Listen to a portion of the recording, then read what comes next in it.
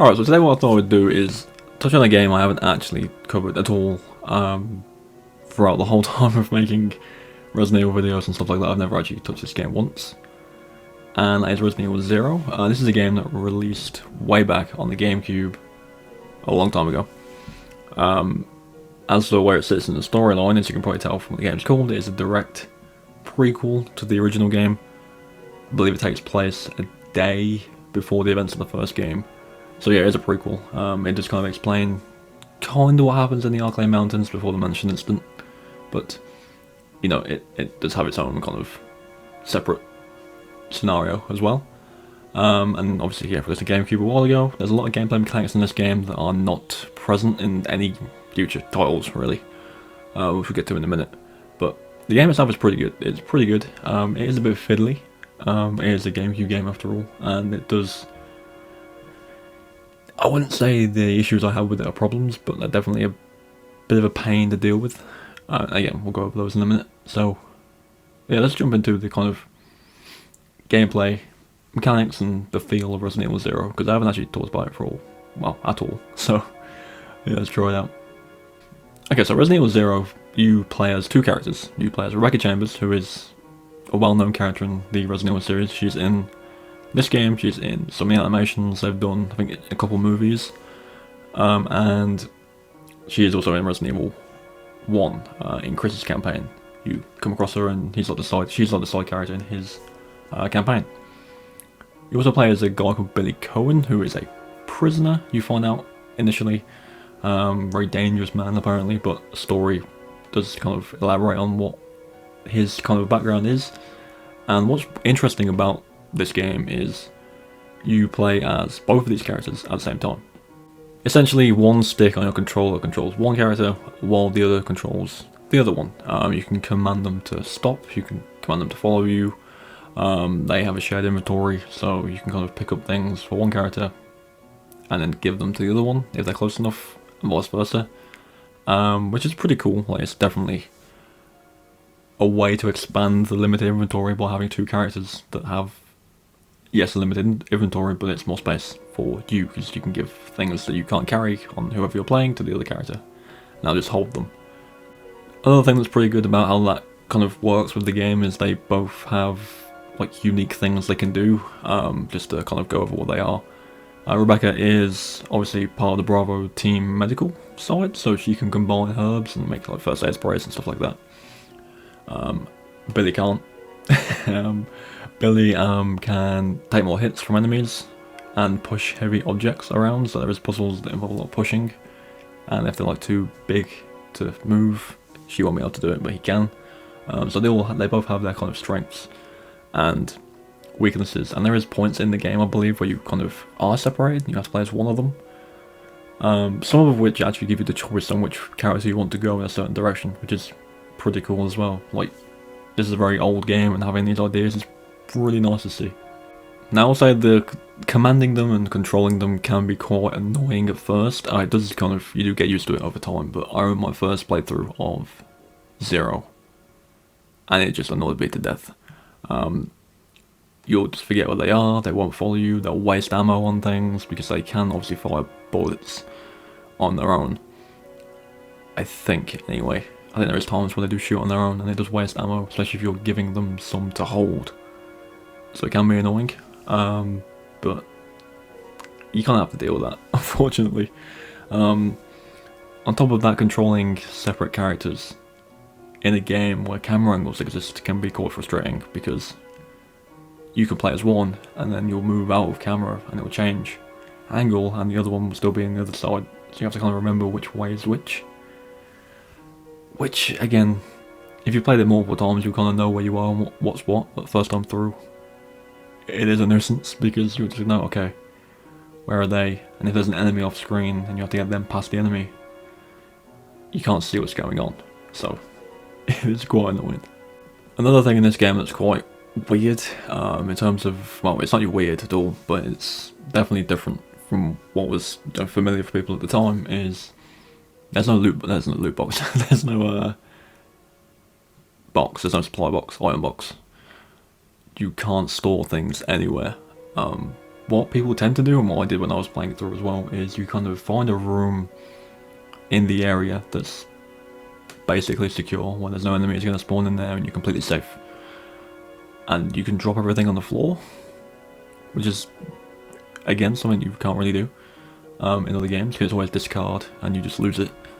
But you can drop shit on the floor in this game and come back to it.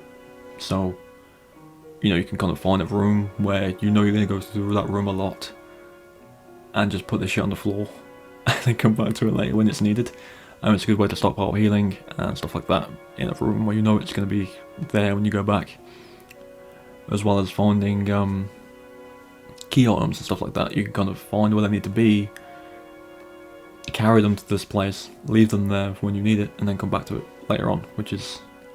It does help with the lack of an item box, where you can just kind of move things around, so you don't really forget where things are. You just kind of put them where they need to be and then come back and deal with them later. Same with ammo as well. I remember, like, halfway through the game, you get to, like, this... essentially the Arklay Mansion. It's like a different building completely. And there is like a hub room where there's like a downstairs and upstairs, and then the upper level. And to the right side of the stairs there's a save, and I just drop everything there. Like, next to a save point. Just so it was like your own makeshift safe room, basically. Which, there is safe rooms in the game. Actual safe rooms. But there's no item box at all. Which is kind of annoying, to be honest. But yeah, that's basically it for mechanics wise. I mean, a lot of the things they've done in this game are quite unique to this game. I do quite like the 2 characters at once type thing. I think it's pretty good. It's nowhere near as advanced as having an AI companion, like in 5 and 6, although looking at 5 and 6, and that's like the smartest ever. But it's nice. It's nice to have. It's definitely a different take on how to play the game. You have to deal with 2 people rather than 1. And, you know, with the whole no item box and stuff like that, it just kind of make you think a bit more. But it can be annoying, especially if you're playing it for the first time. But gameplay wise, it's very familiar to how the first one plays, especially the remake. It's very similar to that. Obviously this is the like HD version of the game, so they'll have improved it a little bit from the GameCube version. One thing I'll mention in this game, there's a lot of animals to fight. A lot. There's dogs, obviously right there. There's like these ant things, there's leeches, there's... I particularly remember a monkey bit with these zombie monkeys. They were a nightmare to deal with. There's also a massive bat boss as well, I think in a church. That was quite tough. But there's a lot of animal involvement in this game. There's zombies, of course, there's zombies, but a lot of the enemies are animal based. It's again, it's new. They all behave differently, which is nice.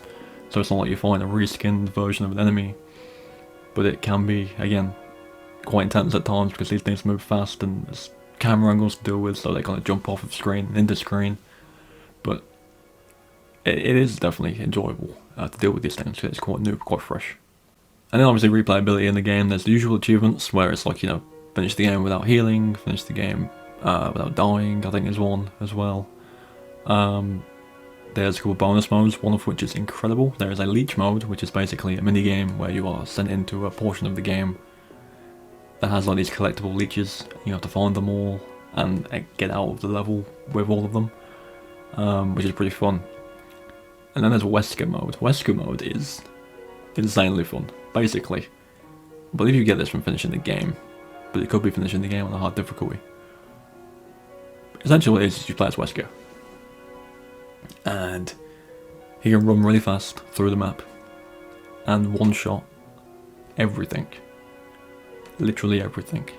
You have to charge his attack, but he can kill everything in one shot, and it's so fun.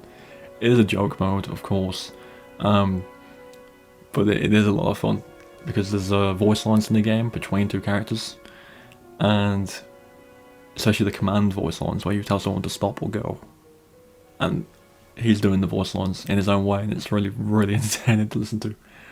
But the Wesker mode is a lot of fun. The Leech mode is a lot of fun. I believe there's another one, but I'm not 100% sure. There could be, maybe there isn't, I don't know. But there's a lot of replayability with the game, and you know, Resident Evil always has replayability to an extent. You know, whether it's playing through the game a few times to get bonus weapons, or harder difficulties, or you know, certain runs you have to do. I believe there is a melee only in this game as well, I think.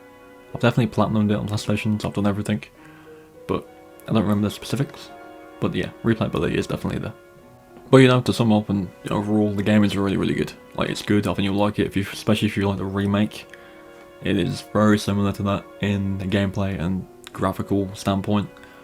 Obviously, it's unique in its own sense with the 2 controllable characters and the item boxes being missing, among other things.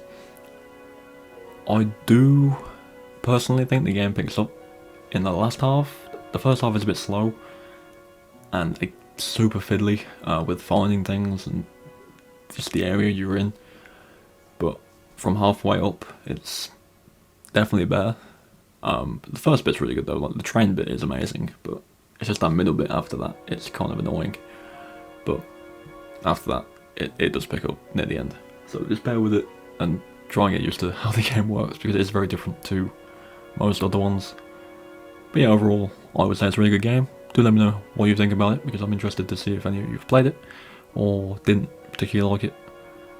But yeah, that is going to do it for Zero. I think I'll probably do another one again. I might stream it at some point in the future. I haven't played it in forever, so maybe. But yeah, thank you for watching, and I'll catch you all tomorrow.